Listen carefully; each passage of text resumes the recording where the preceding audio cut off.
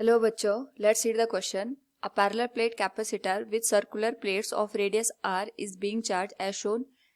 At the instant shown, the displacement current in the region between the plates enclosed between r/2 and r is given by. Here a diagram is given and 4 options are mentioned. तो हमारे पास सबसे पहले we will use to answer this question the key concept, and here the key concept will be displacement of current, and here the key concept will be displacement current.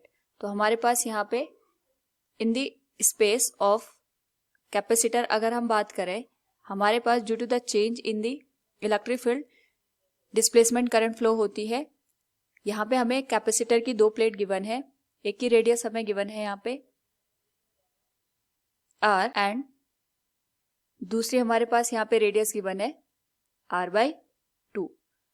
तो हमारे पास जो ये बीच का एरिया है इसके थ्रू हमें यहाँ पे डिस्प्लेसमेंट करंट की वैल्यू को फाइंड आउट करना है. नाउ अगर हम बात करें यहाँ पे हमारे पास जो डिस्प्लेसमेंट करंट की वैल्यू होगी for the radius r, we can write it. यहाँ पे जो करंट है I, it will be equal to the displacement current ID, जो कि यहाँ पे कैपेसिटर की प्लेट के बीच में फ्लो होगा. So we can write here the conduction current will be equal to the displacement current. So we can write here for radius r displacement current will be I equals ID, और हमारे पास यहाँ पे value हो जाएगी epsilon naught A into change in electric field with respect to time. तो यहाँ पे हमारे पास जो रेडियस है r, उसके रिस्पेक्ट में अगर हम डिस्प्लेसमेंट करंट की बात करेंगे it will be pi r square change in electric field with respect to time. It will be equation first.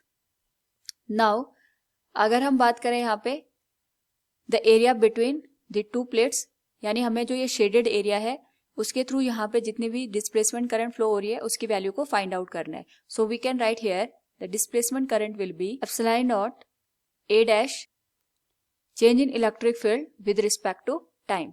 तो इस केस में अगर हम बात करें यहाँ पे A डैश की, तो ये जो एरिया है it will be the area between the radius r and r/2, यानी r और r/2 के बीच का जो एरिया होगा उसी को हम यहाँ पे कंसिडर करेंगे, and that will be pi r square minus pi r/2 का होल स्क्वायर.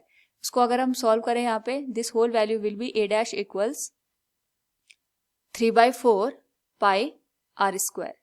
नाउ अगर हम यहाँ पे वैल्यू पुट कर दें the displacement current will be epsilon naught A dash की वैल्यू हम यहाँ पे लिख सकते हैं 3/4 pi r square change in electric field with respect to time. So अगर हम यहाँ पे देखें from equation first we can write this value as displacement current equals 3/4 epsilon naught pi r square change in electric field with respect to time.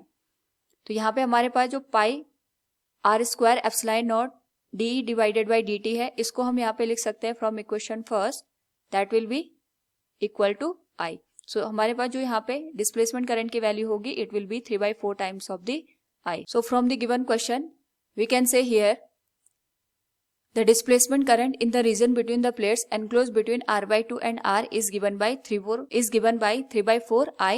Option first will be the correct answer. Hope all you understood it. Thank you and best of luck.